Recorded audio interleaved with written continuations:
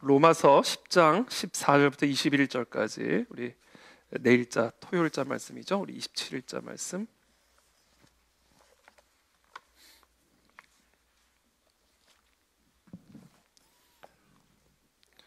한 절씩 저와 여러분들이 교독하겠습니다. 저부터 읽겠습니다. 그런즉 그들이 믿지 아니하는 이를 어찌 부르리요? 듣지도 못한 이를 어찌 믿으리요? 전파하는 자가 없이 어찌 들으리요?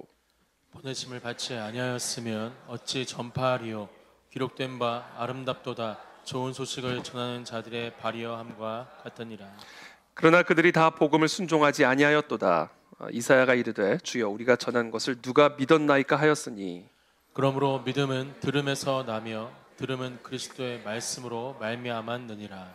그러나 내가 말하노니 그들이 듣지 아니하였느냐? 그렇지 아니하니 그 소리가 온 땅에 퍼졌고 그 말씀이 땅 끝까지 이르렀도다 하였느니라. 그러나 내가 말하노니 이스라엘이 알지 못하였느냐? 먼저 모세가 이르되 내가 백성 아닌 자로서 너희를 시기하게 하며 미련한 백성으로서 너희를 노엽게 하리라 하였고, 이사야는 매우 담대하여 내가 나를 찾지 아니한 자들에게 찾은 바 되고 내게 묻지 아니한 자들에게 나타났노라 말하였고, 이스라엘에 대하여 이르되 순종하지 아니하고 거슬러 말하는 백성에게 내가 종일 내 손을 벌렸노라 하였느니라. 아멘. 네, 우리 계속해서 로마서 말씀 우리 함께 계속해서 묵상하고 있습니다. 오늘 본문 우리가 함께 읽은 이 토요일자 본문은 금요일자 26일자 본문에 이어지는 로마서 10장 1절부터 이어지는 내용입니다. 그래서 우리 로마서 10장 1절부터 함께 간략하게 좀 살펴보면서 특별히 오늘 이 본문 말씀이 우리에게 주시는 하나님의 음성을 듣기를 원합니다. 오늘 주제는 믿음이 생겨나게 하는 방법입니다. 믿음이 생겨나게 되기를 축복합니다. 여러분, 아이는 그냥 저절로 생기지 않죠. 그렇죠? 마찬가지로 믿음이 아이와 같습니다. 이 믿음도 그냥 생기지 않습니다. 갖고 싶다고 가질 수 있는 게 아닙니다. 생겨나야 생겨나는 겁니다. 우리가 믿음을 갖기 원치 않는 사람이 누가 있겠어요? 다 믿음을 원하지. 근데 아무리 교회 생활을 오래 해도 믿음이 자라지 않는 사람, 믿음이 생겨나지 않는 사람들이 참 많이 있습니다. 이 믿음은 그냥 저절로 생겨나는 게 아니에요. 믿음이 생겨나게 되는 방법이 있습니다. 그 방법대로 해야 믿음이 우리 안에서 생겨나는 거예요. 마치 씨를 뿌리면 거기서 곡식이 맺어지듯이 믿음은 열매입니다. 믿음이 열매입니다. 그래서 우리가 이와 같은 믿음이 생겨나는 원리들을 우리가 오늘 이 밤에 잘 또 이해하고, 그래서 저와 여러분들의 삶에 이 겨자씨만한 믿음이라도 일어나면 기적이 일어나게 되는 겁니다. 여러분, 큰 믿음이 필요한 게 아닙니다. 겨자씨만 하더라도 그게 믿음이면 되는 거예요. 믿음이 아닌 게 산만 하더라도 아무 일도 일어나지 않습니다. 그러나 눈에 보이지 않는 겨자씨만한 믿음이라도 그게 진짜 믿음이면, 그게 진짜 믿음이면, 그게 진짜 우리 안에서 나오는 믿음이라면 그 믿음은 산을 옮기는 하나님의 역사를 일으키게 되는 줄을 믿습니다. 오늘 이 밤에 우리 마음에 그와 같은 믿음이 생겨나는 그런 축복이 이 시간 일어나게 될지어다. 오늘 그 주제를 가지고 오늘 하나님의 말씀 함께 나누겠습니다. 오늘 10장 1절 보시면 이렇게 사도 바울이 이야기합니다. 형제들아, 내 마음에 원하는 바와 하나님께 구하는 바는 이스라엘을 위함이니 곧 그들로 구원을 받게 함이라. 이 10장은 사실은 사도 바울의 이 로마서 전체를 관통하고 있는 간절한 사도 바울의 소망과 마음이 녹여져 있는 말씀이죠. 내 마음에 원하는 바, 정말로 내 마음을 가득 채우고 있는 간절한 소망이 있는데 그것은 무엇이면 이스라엘을 위한 것이다. 사도 바울은 진정한 애국자였습니다. 진짜 나라를 사랑하는 사람이었어요. 민족을 사랑하는 사람이었습니다. 정말 우리가 진짜 하나님의 사람이면요, 하나님이 우리에게 허락하신 나라를 사랑하게 되어 있습니다. 저는 우리 간의 질게 우리 모든 성도님들이 나라를 사랑하는 분들이어서 너무 감사합니다. 나밖에 모르지 않고 내 가정밖에 모르는 게 아니라 내 나라, 하나님께서 우리에게 허락하신 민족을 사랑하고 또 그 나라와 민족 안에 있는 하나님의 뜻, 하나님의 사명을 인지하는 그런 시대적인 소명의식을 갖고 있는 그런 우리 성도님들이어서 얼마나 감사한지 모르겠습니다. 사도 바울도 마찬가지예요. 사도 바울은 정말로 나라를 사랑하고 민족을 사랑하는 사람이었습니다. 내 마음에 원하는 바와 하나님께 구하는 바는 이스라엘을 위함이니 곧 그들로 구원을 받게 함이라. 이 사도 바울의 마음에 간절한 소망이 있었는데 그것은 뭐냐면 바로 이스라엘이라는 민족의 복음화입니다. 민족의 복음화. 그들이 구원을 받게 되는 것, 그들의 영혼이 영생을 얻게 되는 것, 그리스도로 말미암아 하나님의 자녀가 되는 것. 이것이 사도 바울의 마음 안에 있는 간절한 소원이었어요.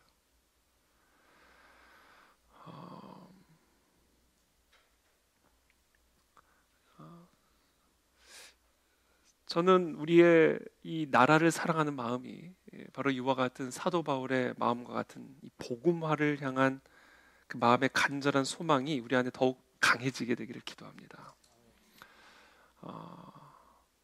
당시 이스라엘의 정치적 상황은 전혀 좋은 상황이 아니었습니다. 그렇죠? 로마 제국의 압제를 받고 타압을 받고 식민지죠, 식민지. 로마 황제를 숭배해야 되고, 안 그러면 감옥에 들어가고,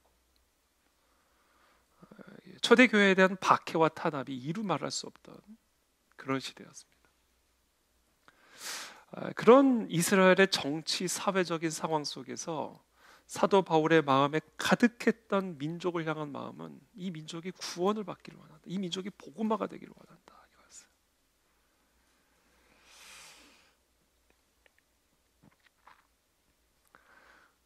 근데 이 민족의 복음화라고 하는 것은 단순한 한 영혼의 구원만을 의미하는 게 아닙니다. 한 영혼이 예수님을 영접해서 교회를 다니게 되고 그 영혼이 영생을 얻는 구원을 받게 되는 것만을 의미하는 게 아니에요. 여기서 그들로 구원을 받게 함이라, 그것은 그들의 영혼의 구원뿐만이 아니라 그들의 세계관의 변화를 통하여 그들의 삶의 가치관과 삶의 태도와 삶의 모든 방식들이 변화되어서 이 하나님의 진리의 말씀과는 완전히 대적하는 상반된 로마 제국의 문명과 충돌하여 이 로마 제국의 문명이 이들로 말미암아 뒤집혀지는 문명의 역사들이, 이 문명의 구원을 사도 바울은 동시에 기도하고 있는 거예요.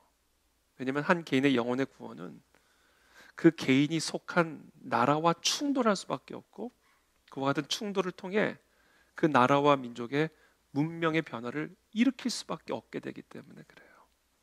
어둠과 빛이 충돌하면 결국 빛이 어둠을 지배해 나가겠죠. 내가 이스라엘을 위함이니 곧 그들로 구원을 받게 함이라, 이 말씀은 민족의 복음화를 의미하는 것이고, 이 민족의 복음화는 한 개인의 영혼 구원을 의미할 뿐만 아니라 그렇게 변화된 개인의 삶, 세계관, 가치관, 사상, 태도, 문화, 이 모든 것들이 근본적으로 하나님의 진리를 따르는 그런 변화를 일으킴으로 말미암아 결국에는 문명이 변화된다. 문명의 뿌리가 바뀐다. 문명이 구원을 받게 된다. 그래서 실제로 사도 바울은 평생 복음만 전했는데 바울을 통해서 로마 제국의 문명이 바뀌죠. 인류 역사가 바뀌죠. 정치, 경제, 문화, 예술, 교육 모든 게 다 완전히 바뀌죠. 문명의 구원을 받게 되는 겁니다. 그리스도 안에서 새로워지게 되는 것은 한 개인의 영혼뿐 아니라 문명 그 자체가, 역사 자체가 바뀌게 되어 있습니다. 그게 바로 복음화의 참된 의미다라는 겁니다. 우리는 이와 같은 영혼의 구원, 문명의 구원을 한 단어로 부흥이라고 부르는 것입니다. 부흥. 이 민족의 부흥, 이 부흥을 향한 바울의 간절한 소망이 오늘 이 로마서 10장을 지배하고 있는 바울의 정서고 마음입니다. 그래서 우리 그 안에 즐겨 우리 모든 성도님들이 이 대한민국의 이 민족의 진정한 부흥을 사도 바울처럼 간절하게 소망하게 되기를 축복합니다. 그것만이 이 민족이 살 길입니다. 복음화, 그렇죠? 이와 같은 간절한 소망을 이제 이야기를 하면서 지금 이스라엘은 이 민족의 현 상태와 문제에 대한 진단을 합니다. 사도 바울이. 이 민족의 문제가 진짜 뭐냐? 이 민족의 부흥과 복음화를 위해서 가로막고 있는 최악의 장애물이 뭐냐? 그것을 이제 진단하는 겁니다. 이 민족의 문제를. 그게 바로 2절의 말씀입니다. 내가 증언하노니 그들이 하나님께 열심히 있으나 올바른 지식을 따른 것이 아니니라. 자, 지금 이스라엘의 상태가 어떤 상태냐면요, 하나님에 대한 열심이 말도 못해요. 그렇죠? 지금도 마찬가지예요. 유대인처럼 하나님에 대한 열심이 있는 민족은 없습니다. 유대인 같은 열심이 없어요. 그런데 올바른 지식을 따르는 열심이 아니라는 거예요. 그러니까 이 열심은 올바른 열심이 아니라는 거예요. 헛된 열심이라는 겁니다. 이게 지금 이 이스라엘 민족의 부흥을, 복음화를 가로막고 있는 핵심적인 문제라는 거예요.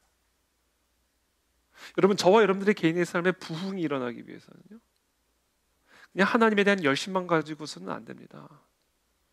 그것이 올바른 지식에 기초한 열심이어야 돼요. 그렇지 않으면 그냥 다 헛된 열심입니다. 오히려 우리의 삶을 힘들고 괴롭게 만드는 열심이에요.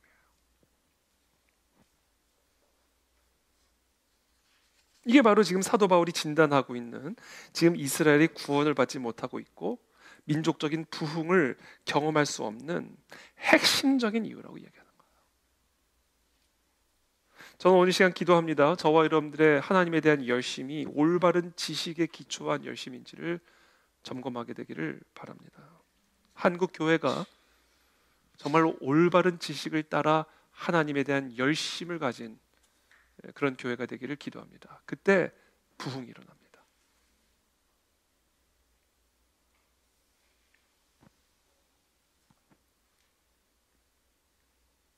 그러니까 지금 이스라엘 민족에게 필요한 것은 올바른 지식에 근거한 하나님을 위한 열심이에요.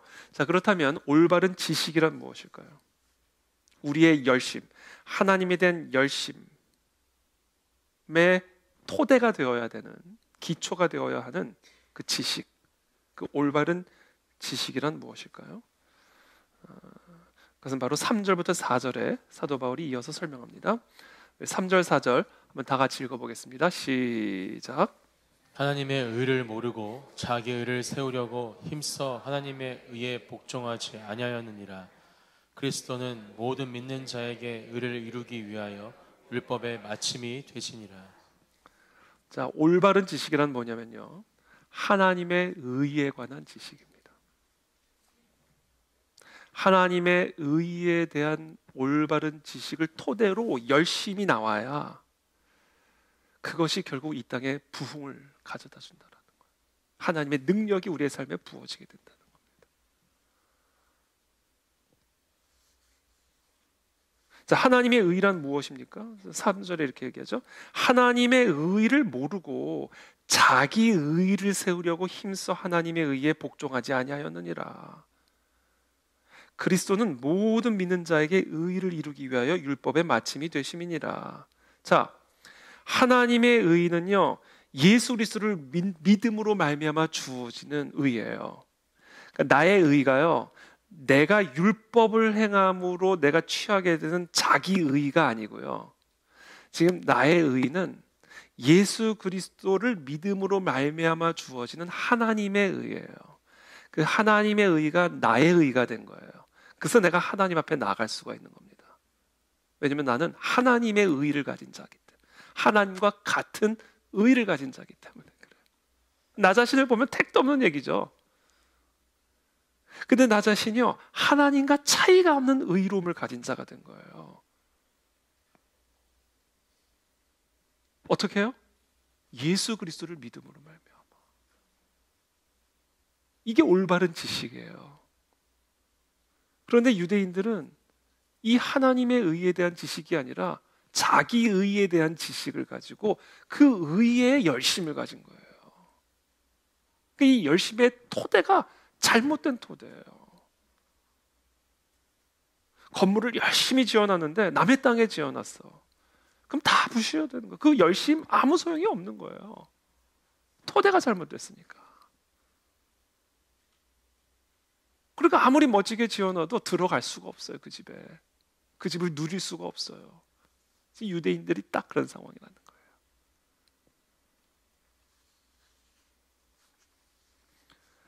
하나님의 의, 예수 그리스도를 믿음으로 말미암아 나에게 선물로 주어진, 은혜로 주어진 그 하나님의 의롭다함을 모르고, 그 지식을 전혀 모르고 그저 율법을 행함으로 갖게 되는 자기 의를 위해 힘써 수고하는 그런 하나님의 열심, 그것이 바로 지금 이스라엘의 핵심적인 문제라는 것을 지금 사도 바울이 말씀하고 있고, 이것이 지금 이 순간에도 저 이스라엘 저 민족의 핵심적인 문제입니다. 지금 이 순간에도.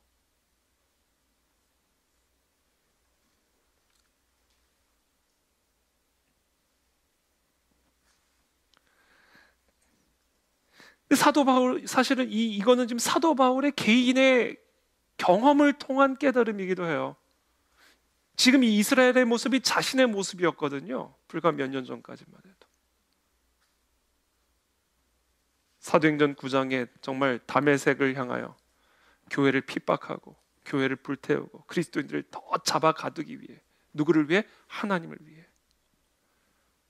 하나님을 위한 누구도 따라올 수 없는 열심을 가지고 교회를 부수고 그리스도인들을 잡아가두어 하나님께 영광을 돌리고자 다메섹을 걸어가던 사도 바울이 살아계신 예수 그리스도, 부활하신 예수 그리스도를 만나고 그 부활하신 그리스도와의 만남을 통해 지금 자신의 열심이 하나님을 박해하고 핍박하는 열심이라는 것을 깨닫게 된 거예요. 그것을 깨닫는 순간 자신의 모든 세계관, 신앙, 신념, 열심이 다 붕괴가 돼버리는 겁니다. 그래서 사울이 바울이 되었고 바리새인이 그리스도인이 되는 전향이 일어나죠. 전향. 그래서 이 바울은 자기 민족을 향한 안타까움이 더 큰 거예요. 자기가 경험했기 때문에. 그래서 더 속상하고 더 고통스럽고 너무 안타까운 거예요.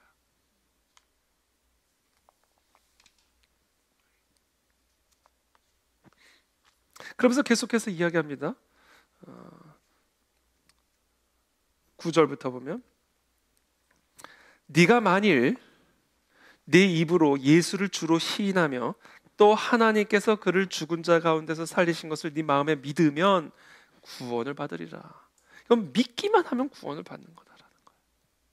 예수 그리스도께서 우리의 모든 죄를 대신 짊어지시고 우리가 받아야 할 죄의 형벌을 그리스도께서 십자가에서 다 받으심으로 우리의 죄는 그분에게 전가가 되었고 그분의 하나님의 의가 우리에게 전가되어지는 죄와 의의 교환이 바로 그리스도의 십자가를 통해서 이루어졌기 때문에 그 그리스도를 믿기만 하면 우리는 다 하나님과 같은 의를 옷 입게 된다라는 이 지식.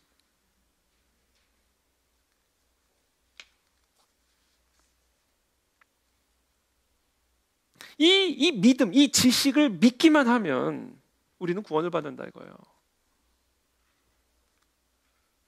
10절에 사람이 마음으로 믿어 의에 이르고 입으로 시인하여 구원에 이르느니라. 그렇죠? 이 사실을 마음으로 믿어 의에 이르고 입으로 시인하여 구원에 이르느니라. 그러면서 11절에 성경에 이르되 누구든지 그를 믿는 자는 부끄러움을 당하지 아니하리라. 유대인이나 헬라인이나 차별이 없습니다. 한 분이신 주께서 모든 사람의 주가 되사 그를 부르는 모든 사람에게 부요하시도다. 유대인과 헬라인의 차별이 없다. 유대인과 이방인의 차별이 없다. 그리스도 안에서 우리는 다 아브라함의 후손이요 우리가 참 이스라엘이 되었다. 차별이 없다. 그게 에베소서의 핵심적인 메시지 아닙니까? 로마서도 마찬가지예요. 근데 자꾸 차별을 두려는 사람들이 있어요. 왜 자꾸 차별을 두려고 하는지 몰라요.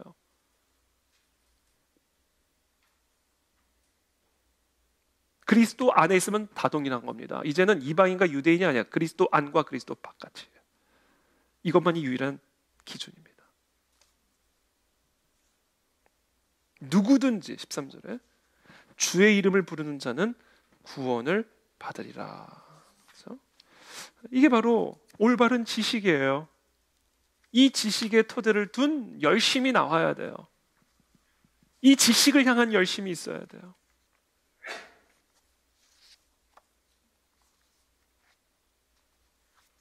그게 사도 바울의 핵심적인 메시지입니다. 이 로마서 10장의 핵심적인 메시지. 이 민족이 구원을 받지 못하고 있는 이유, 이 민족의 부흥이 일어나지 못하고 있는 이유, 이 인류 문명사의 이와 같은 심각한 위기에 우리가 처하게 된 이유, 이 모든 위기를 극복할 수 있는 유일한 비결, 예수 그리스도의 복음이다라는 거예요.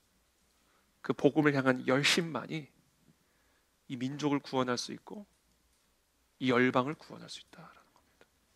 전 우리 교회 진리교회가 이와 같은 복음을 향한 열심을 가진 교회가 되기를 기도합니다. 그것만이 이 민족을 바꿀 수 있는 유일한 길이요, 살릴 수 있는, 구원받을 수 있는 유일한 길이에요.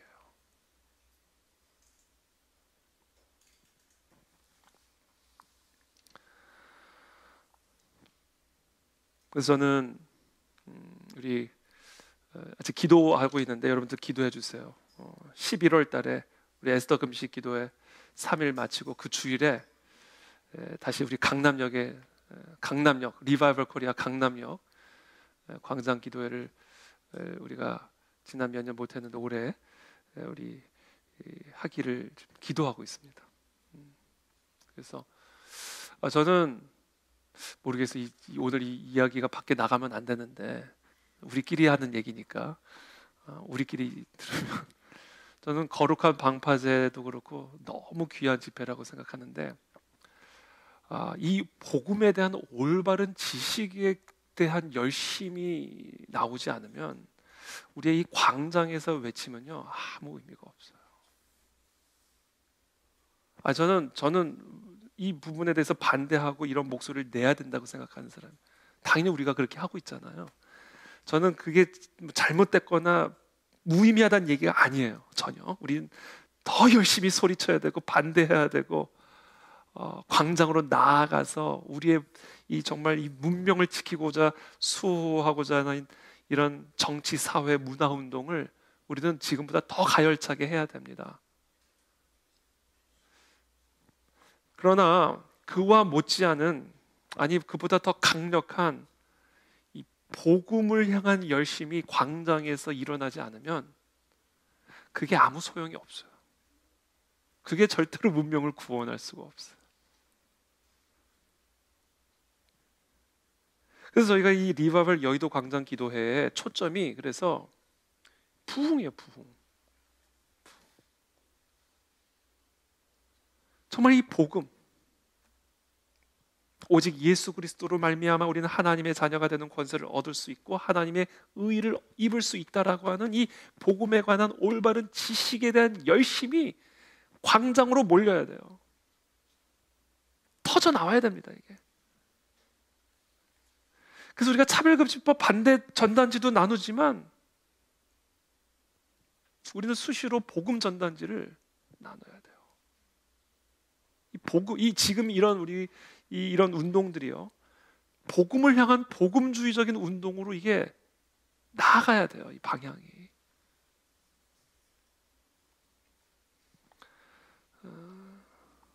이게 지금 한국 교회의 사명이라는 거예요. 저희 미국이라는 나라가 참 저는 정말 멋있는 나라라 생각해요. 인류 문명사에 정말 하나님이 이 세계사 가운데 말씀 그대로 하나님의 말씀을 지켜야 하면 모든 민족이 뛰어난 민족으로 삼겠다고 하신 그 신명기의 말씀이 이 현대 인류사에서 성취된 나라라고 생각해요. 여러분도 미국에 가보시면 다 아시겠지만 극과 극이 존재하는 나라예요. 정말 말할 수 없이 추한 영역이 있어요. 정말 지옥 같은 영역이 있습니다. 흑암의 권세가 그냥 꽉 차 있는 영역이 있는가 하면 또 한쪽에는 너무 아름다운 영역이 있어요. 정말 모든 세계의 본이 될 수 있는.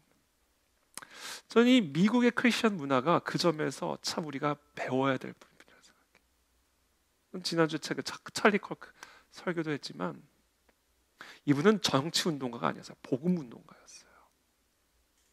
그게 정치적으로 표현이 됐을 뿐이지. 중심에는 복음이 있었다. 복음. 그리스도, 오직 그리스도로만 우리는 구원을 받을 수 있다. 오직 하나님의 말씀만이 우리를 영원한 생명으로 이끈다라는 이 복음이 지금 이 기독교, 소위 말하는 기독교 보수주의 정치 세력의 중심에 있었다. 그래서 제가 찰리 커크를 순교자라고 얘기해요. 순교자. 그 복음이 문명사적으로 표현이 된 거예요. 그게 성경적 결혼관, 성경적 정치관, 성경적 사회관, 성경적 교육관. 그 뿌리에는요 복음이 있었다. 그 복음. 하나님의 의에 대한 올바른 지식. 저는 한국 교회가 그 부분에 있어서 정말로 더 강력하게 그 뿌리가 세워지기를 기도합니다. 우리가 그것을 위해서 기도해야 됩니다.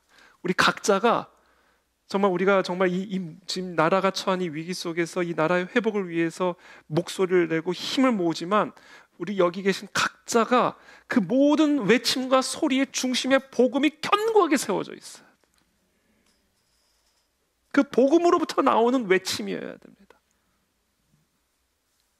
그때 진정한 부흥이 일어나게 될 것이고 그것이 결국 이 민족을 구원해 줄 거예요.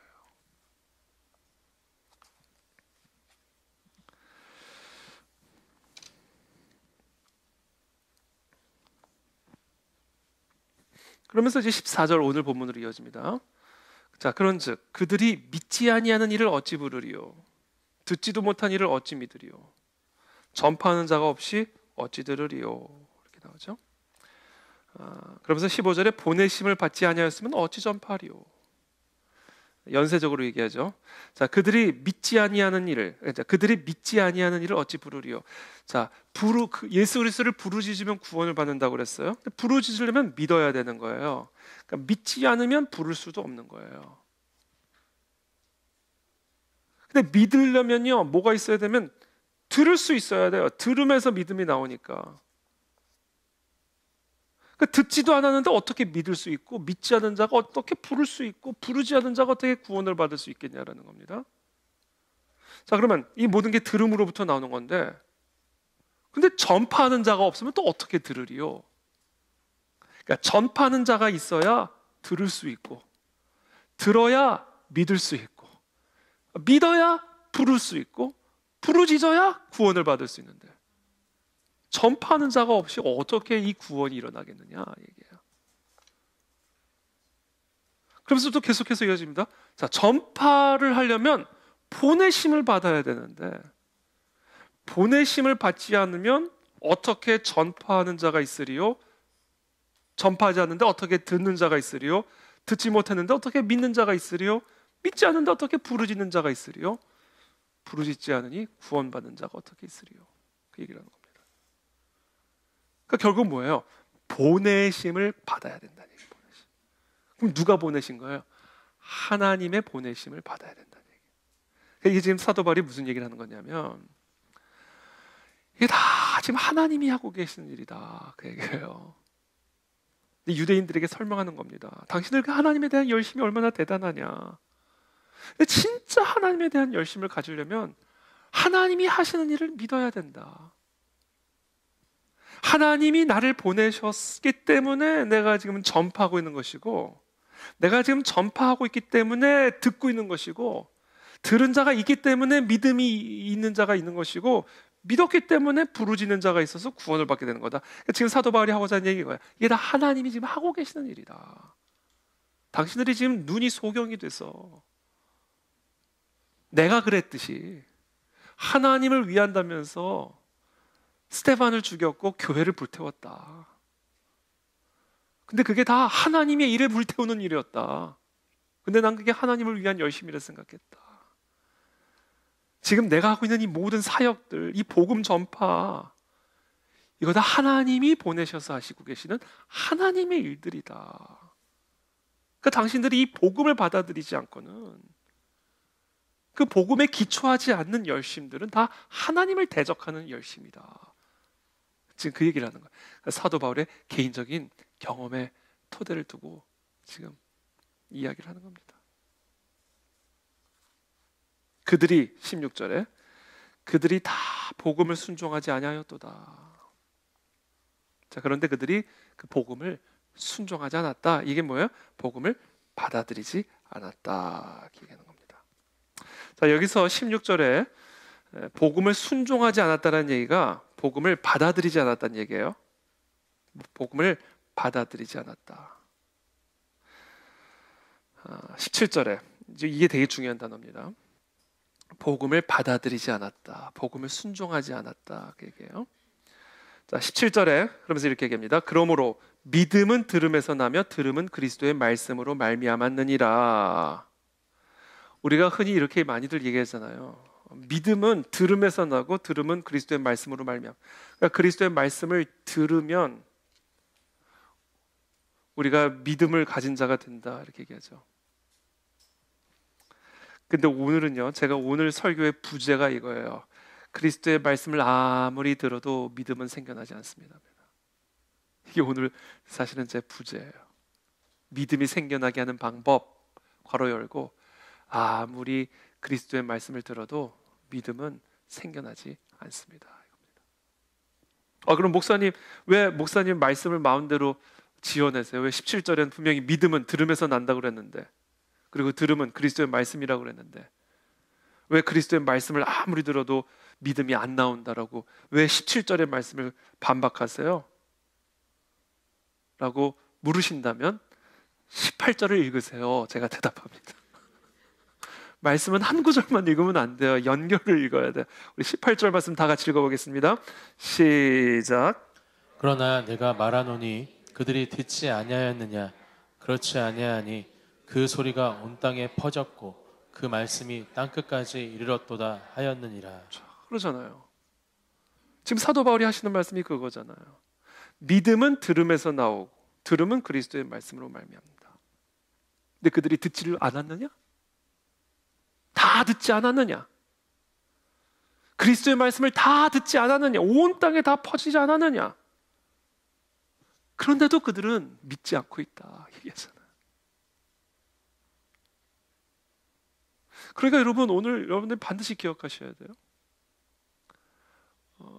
우리가 올바르게 이 말씀을 이해해야 됩니다. 여러분, 그리스도의 말씀을 아무리 들어도 믿음은 생겨나지 않아요. 온 땅에 말씀이 퍼져도 믿음은 생겨나지 않았어요. 이스라엘 민족이 지금 그리스도의 말씀을 못 들어서 믿음이 없는 게 아니에요. 듣고도 안 믿는 거예요.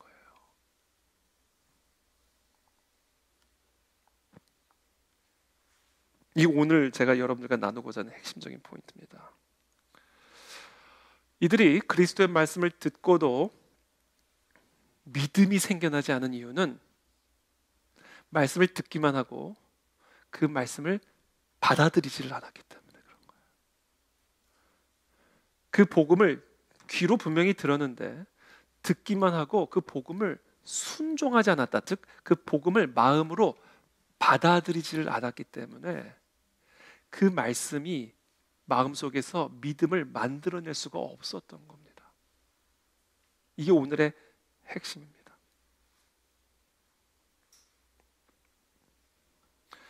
자, 오늘 기억하세요. 믿음은 정말 겨자씨만한 믿음만 있어도 돼요.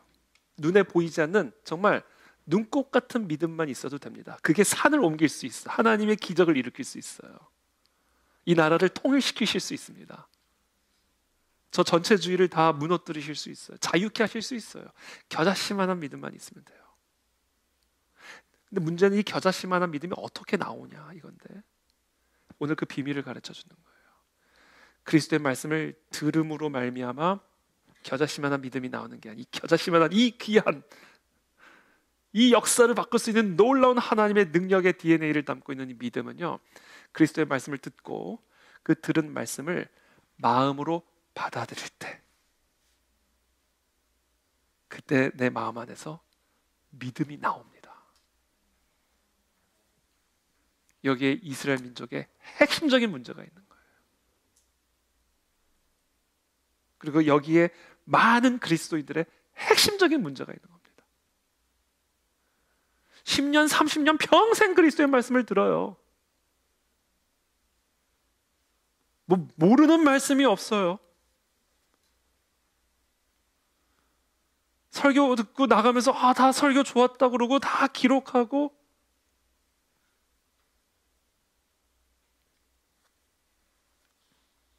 근데 정작 그 들은 말씀을 마음으로 이렇게 받아들이질 않아. 받아들이질 않아. 이게 지금 우리의 문제라는 겁니다.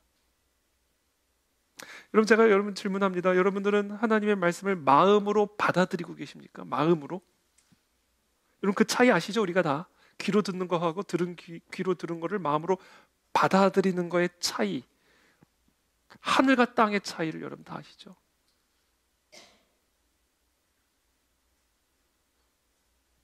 들은 말씀이 마음으로 받아들여지지 않는 것, 이게 잘못된 열심을 만들어내는 만악의 뿌리요, 모든 문제의 뿌리입니다. 오늘 하나님이 질문하십니다. 여러분들은 들은 그리스도의 말씀을 마음으로 받아들이고 있습니까?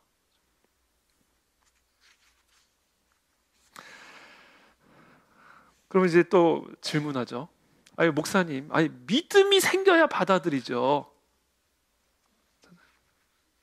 아니, 믿음이 안 생기는데 제가 어떻게 받아들입니까? 그게 문제라고요.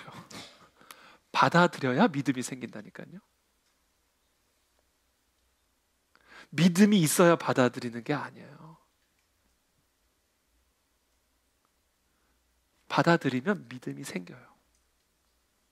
믿음은 열매라니까요.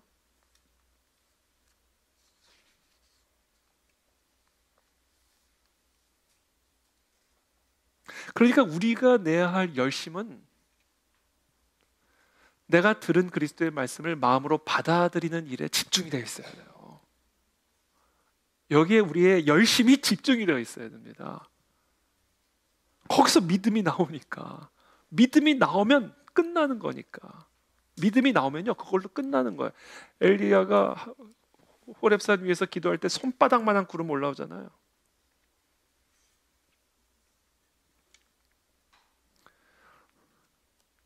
딱 손바닥만한 구름 오니까 됐다, 이제 비 내린다 이거잖아요. 아직 비 내릴 손바닥만한 구름인데 끝났다 이거예요. 우리의 마음속에요 정말 눈곱만한 믿음이 딱 떠오르면요 그걸로 끝나는 겁니다. 지금 상황과 환경은 아무 의미가 없는 거예요. 그걸로 끝난 거예요. 이긴 거예요. 이룬 겁니다. 그러니까 이것만 나오면 되는 거예요. 그러니까 우리의 모든 열심이 어디에 집중이 되어 있어야 되겠습니까, 여러분? 무슨 일을 하는데 열심히 집중이 되어 있어야 되겠습니까? 아니에요. 그리스도의 말씀을 들은 그리스도의 말씀을 내 마음에 받아들이는 일에 우리의 모든 뜻과 마음과 힘이 집중되어 있어야 됩니다. 바로 이게 이스라엘 민족의 문제의 핵심이요. 많은 그리스도인들이 안고 있는 문제의 핵심이에요. 듣기는 듣는데 받아들이질 않아요. 뭐 고개도 끄덕이고 아멘하고 뭐 다 박수치고 막 받아 적고 다 좋은데 받아들이지는 않아. 마음으로. 우리가 알 거예요. 우리가.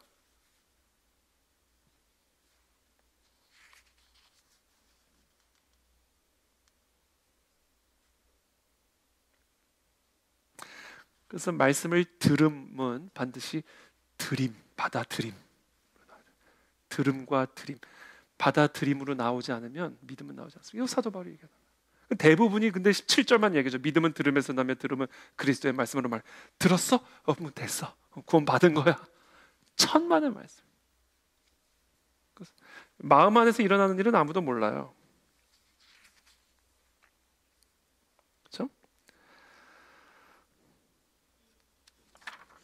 그래서 우리 주님께서 천국의 비밀을 설명하시면서 씨 뿌리는 자의 비유를 설명하십니다. 천국의 비밀, 구원의 비밀, 능력의 비밀, 부흥의 비밀, 이 비밀의 비밀, 그 비밀을 씨 뿌리는 자의 비유로 설명해 주시는 겁니다. 길가와 같은 마음이 있고 돌밭과 같은 마음이 있고 가시떨기와 같은 마음이 있어요. 그 마음 밭에 뿌려지는 씨는 하나님의 말씀이에요. 이게 천국의 비밀이에요. 그렇죠? 하나님의 말씀을 들었어요. 다 뿌렸다고요. 귓가에 지금 지금 제가 뿌리고 있잖아요. 근데 이 뿌린다고 여러분들 안에 다 믿음이 생기는 게 아니라고. 확 뿌리는데 지금 여기에 그렇다고 우리의 마음에 다 믿음이 생겨나는 게 아니라고. 여러분 각자의 마음의 상태에 따라 누구의 마음에는 믿음이 지금 생겨나고 있고 누구의 마음에는 아무 일도 일어나지 않고 계속 엉뚱한 열심만 되는 거예요.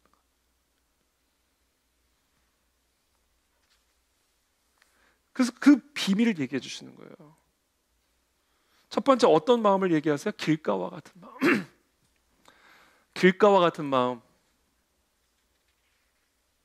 우리가 아무리 들어도 그리스도의 말씀을 들어도 길가와 같은 마음이 있으면 그 마음 안에는 믿음이 생겨나질 않아요. 자, 그렇다면 이 길가와 같은 마음은 어떤 마음인가? 우리 19절 말씀, 마태복음 13장 19절 말씀 한번 다 같이 한번 읽어보겠습니다. 시작. 아무나 천국 말씀을 듣고 깨닫지 못할 때는 악한 자가 와서 그 마음에 뿌려진 것을 빼앗나니 이는 곧 길가에 뿌려진 자요. 자, 첫 번째 말씀을 듣고, 그렇죠? 그리스도의 말씀을 듣고 믿음이 나오는 게 아니라고요. 말씀을 들은 다음에는 뭐가 있어야 되냐면요, 깨달음이 와야 돼요. 깨달음이 있어요.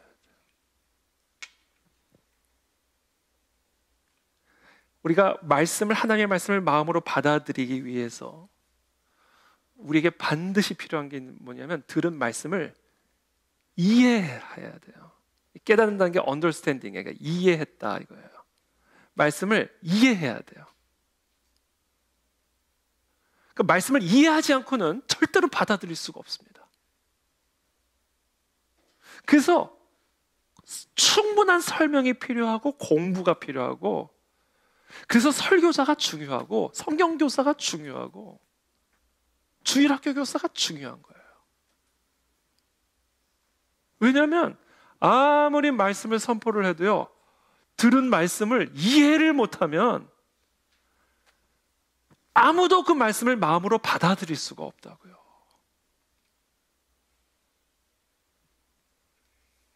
저는 여기 계신 우리 모두가 말씀을 잘 가르칠 수 있는 분들이 되시기를 축복합니다. 이게 얼마나 귀한 사명인지 몰라요.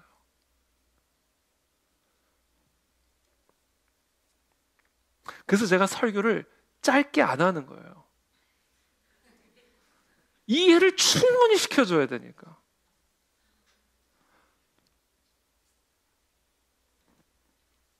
제가 이번에 미국 가서 주일 예배를 드리는데 어떤 한 교회를 가서 예배를 드리는데 와, 진짜 딱 1시간 만에 예배가 끝나더라고요. 너무 좋았어요. 아주 그냥 1시간, 그러니까 예배 전체가 1시간, 설교 딱 20분. 너무 좋더라고요, 진짜.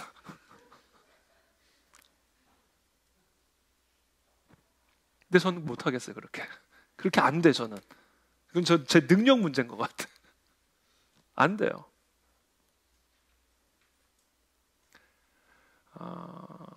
여러분들이 말씀을 들을 때 이 말씀을 잘 이해하려고 노력하세요. 제가 여러분들에게 잘 설명드리려고 노력하는 만큼 여러분들이 말씀을 잘 이해하려고 노력하십시오. 이해해야 받아들일 수 있기 때문에. 이해 못하면 못 받아들여요.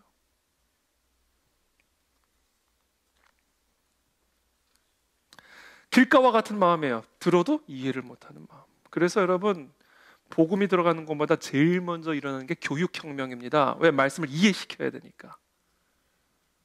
미국 주일학교, 미국 공교육이요, 성경 가리키려고.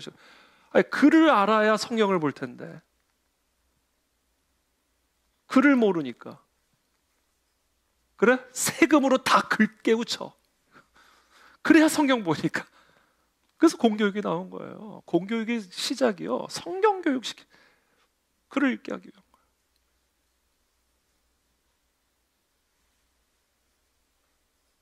다 종교개혁도 마찬가지잖아요. 마틴 루터가 바르크부르크 성에서 숨어 있으면서 독일어로 성경을 번역하잖아요.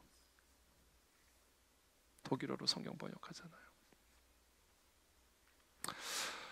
그러면서 모든 사람들이 성경을 읽게 하자. 근데 그게 구텐베르크의 인쇄혁명하고 이게 연결이 되면서 모든 사람들이 글을 보고 읽을 수 있는, 이게 결국 종교개혁으로 이어지는 거예요. 이게 뭐예요?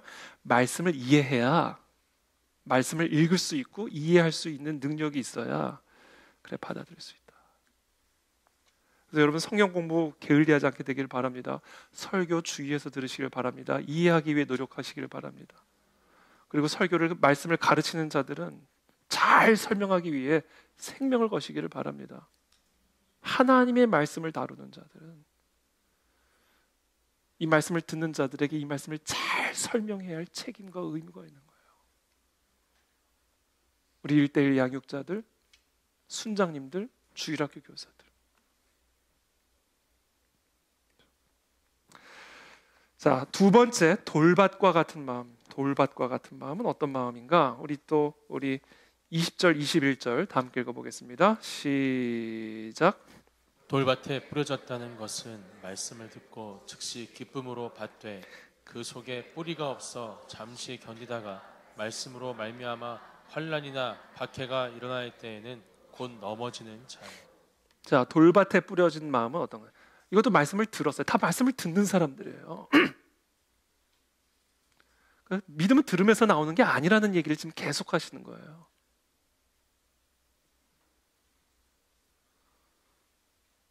자, 아무리 말씀을 들어도 그 마음이 돌밭 같으면 믿음은 안 나온다.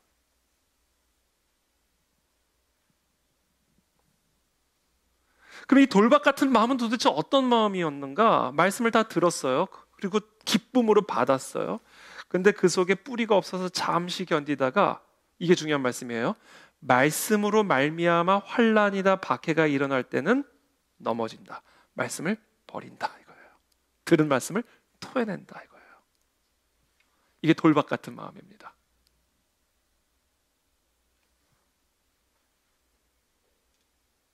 말씀이 너무 좋아, 은혜로워, 달콤해, 위로가 돼, 너무 행복해. 그때도 좋아요. 마음으로 받아들였어요. 왜? 너무 좋으니까. 좋은 거 싫어할 사람이 어디 있어요? 슬픈데 위로를 주는 말씀 거부할 자가 누가 있으며, 두려운데 평강을 주는 말씀을 거부할 자가 누가 있겠습니까? 네? 다 받아들이지. 마음으로 받아들였어요. 근데 그 말씀 때문에 환난을 당해야 되면, 자, 환난에서 위로를 주는 말씀은 좋은데 그 말씀 때문에 내가 환난을 받아야 되면, 고난 가운데 있을 때 힘을 주는 말씀을 좋은데 그 말씀 때문에 내가 고난을 당해야 되면 그냥 다 토해내 버린다 이거예요. 다시 마음에서 밖으로 갖다 토해낸다라는 겁니다. 이게 돌밭 같은 마음이에요. 그래서 정말로 그 사람이 말씀을 마음으로 받아들였는가를 확인하려면요, 4계절을 지나봐야 돼요. 4계절을 지나봐야 진짜 이 사람이 하나님의 말씀을 마음으로 받아들인 사람인지 아닌지를 알 수가 있는 거예요. 이거를 우리가 성경에서 뭐라고 표현하면 시험이라고 부르는, 시험. 아브라함을 시험하셨듯이. 그래, 아들 준다니까 할렐루야. 근데 아들 내놓으라고 그럴 때 어떻게 하나 보자는 거죠. 자, 말씀 때문에 위로를 받을 땐 좋은데 그 말씀 때문에 박해를 받아야 될 때 어떻게 하는지를 보자. 이걸 한번 44철을 지나봐야 된다고요. 비도 맞아보고 태풍도 맞아보고 홍수도 경험해보고 가뭄도 경험해보고 지진도 경험해보고, 맑은 날만이 아니라, 시원한 날만이 아니라 빙하기와 같은 추운 날도 경험해보고, 뜨거운 정말 사막 같은 계절도 경험하고, 이 모든 사시사철을 통과하는 과정에서도 이 말씀을 마음으로 받아들인 자가 받아들인 자예요.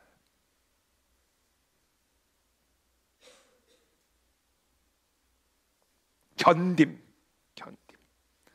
잠시 견디다가 말씀으로 말미암아 환난이나 박해가 아니라, 잠시가 아니라 모든 상황 속에서 말씀을 마음에 품는 견딤. 바꿔 말하면요, 단순하게 말하면 말씀 때문에 박해받을 수 있는 사람, 말씀 때문에 욕먹을 수 있는 사람, 말씀 때문에 손해볼 수 있는 사람, 조롱당할 수 있는 사람, 공격받을 수 있는 사람, 극우라는 낙인이 찍힐 수 있는 사람. 제가 지난주에 극우 이태희라고 그랬더니 아내가 당신은 극우가 아니잖아, 왜 극우 그런 얘기하지 말라고 그러더라고요. 그래서 제가 이번 주일에 명예 회복을 할 거예요.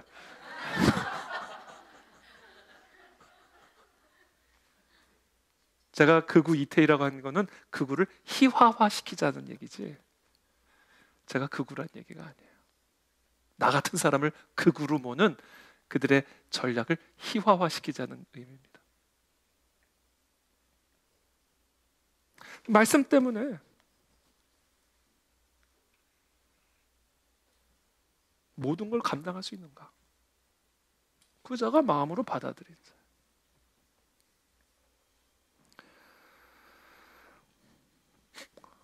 자, 세 번째, 가시떨기와 같은 마음입니다. 가시떨기와 같은 마음. 우리 22절 말씀 다 함께 읽어보겠습니다. 시작. 가시떨기에 부러졌다는 것은 말씀을 들으나 세상의 염려와 재물의 유혹에 말씀이 막혀 결실하지 못하는 자요. 자, 가시떨기 같은 것도 다 말씀을 들은 사람이에요. 다 말씀을 들은 사람입니다. 자, 그런데도 믿음이 안 나와요. 그 이유는 뭐예요? 그 마음이요, 세상의 염려와 재물의 유혹으로 가득한 거예요. 마음이. 세상의 염려와 재물의 유혹, 이거는요 사실은 동전의 앞뒷면입니다. 이 세상의 염려가 오면요 재물의 유혹이 들어와요. 세상의 염려는 재물로 해결이 되거든요. 그러니까 세상의 염려는 재물의 유혹을 불러오니까 진짜 결국 문제의 핵심은 뭐예요? 염려예요, 염려. 세상적인 염려, 이것 자체가 모든 만악의 뿌린 겁니다. 그러니까 하나님의 말씀을 들어도 이 들은 말씀을 마음으로 받아들이지 못하는 이유는 결국은 염려 때문에, 세상의 염려 때문에. 그리고 그 세상의 염려는 재물의 유혹, 세상적인 그런 어떤 방식, 여기로 꽉 차 있는 거예요. 어떻게 하면 이 염려를 극복할 수 있을까? 이걸로 그냥 내 마음이 꽉 차 있으니까 이 말씀을 들어도 이게 마음으로 받아들여지지가 않아. 세상의 염려를 해결할 수 있는 방식이 아니거든. 아무리 봐도 나는 지금 재물이 이렇게 있어야 되고 이런 세상적인 방식을 취해야 되고 그래야 이런 세상적인 문제를 해결할 수 있는데, 이 생각으로 가득 차 있는데 기도해라, 주일 성수를 하자, 복음을 전하자, 무슨 새님 같은 소리, 추상적인 무슨 하늘나라를 바라보자, 받아들일 수가 없는 거예요. 아니, 그럼 비현실적인, 그러니까 이제 설교도 좀 현실적인 설교, 딱딱 떨어지는 진짜 막 세상적인 막 이런 설교를 추구하는 거예요.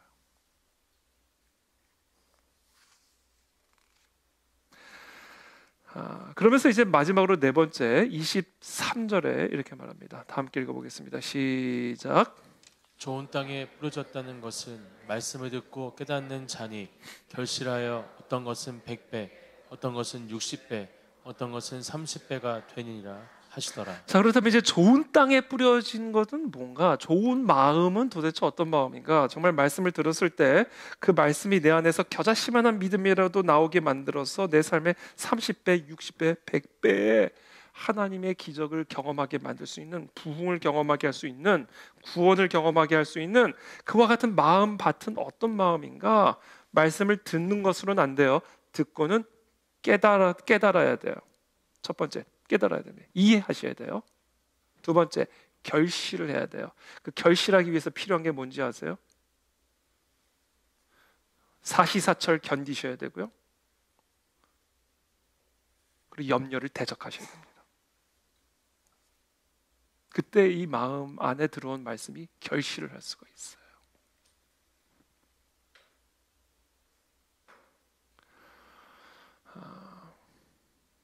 여기에 열심을 내셔야 돼요. 이게 하나님을 위한 열심이에요.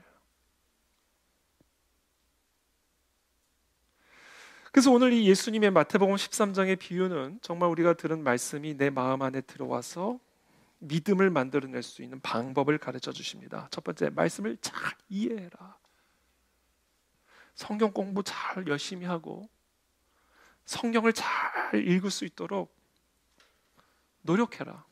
그리고 주일 설교 제가 주일 설교를 준비를 해서 하는데요. 하나님이 정말 우리 모든 하나님이 사랑하는 그 안에 즐게 성도님들에게 주기 위한 특식을 주일에 준비해 주세요. 물론 금요일도 특별한 금요일도 당연히 하나님이 귀한 말씀을 주시지만 당연히 새벽에도 하나님의 말씀을 주시지만 주일 말씀은 좀 달라요.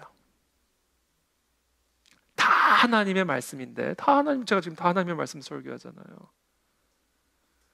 주일 설교는 좀 달라요 또.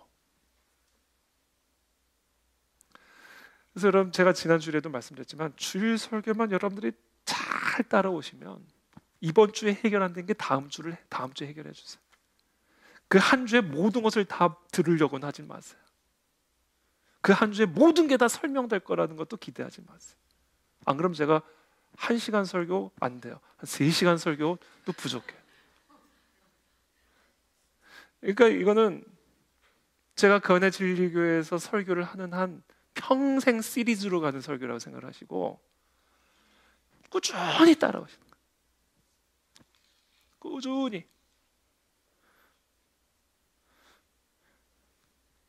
그렇게 해서 이 하나님의 말씀에 대한 이해의 깊이와 너비와 높이를 계속해서 여러분 파가시는 거예요. 그래서 올해는 작년보다 말씀을 더 잘 이해하고 더 말씀을 더 잘 이해하는 그런 마음이 될 때 그 말씀을 우리가 받아들일 수가 있어요. 자, 두 번째, 견디셔야 돼요, 여러분. 견디셔야 돼요. 피하지 마세요. 회피하지 마십시오. 고진감래라고 달면 삼키고 쓰면 뱉는 식으로는 믿음이 생겨나지 않아요. 뚫고 가는 믿음이 있어야 돼요. 어떤 두려움과 어떤 위협과 어떤 힘듦과 어떤 조롱과 어떤 모욕과 밖에도 하나님의 말씀을 믿는 믿음으로 뚫고 가는 견딤과 인내가 있어야 됩니다. 이것이 없이는 마음으로 말씀을 받아들일 수가 없어요. 마지막으로 세 번째, 염려를 대적하셔야 됩니다. 이거는 대적하셔야 돼요. 염려는 만악의 뿌리입니다. 여러분, 하나님이 우리의 아버지신데 우리의 마음에 염려가 들어왔다면요, 그거는 대적하셔야 되는 거예요. 사탄아 명하노니 떠나갈지어다. 염려와 두려움은 예수 그리스도의 이름으로 대적해야 할 사탄 마귀의 계략입니다. 자, 바로 이 세 가지, 말씀에 대한 이해, 말씀을 견딤, 그리고 염려를 대적하는 이 세 가지가 결국은 우리의 마음밭을 착하고 좋은 마음밭으로 만들어서 우리가 들은 말씀을 마음으로 받아들일 수 있게 도와준다라는 거예요. 그때 우리의 마음 안에 믿음이 생겨나요. 그래서 저는 이 시간 저와 여러분들 모두 축복합니다.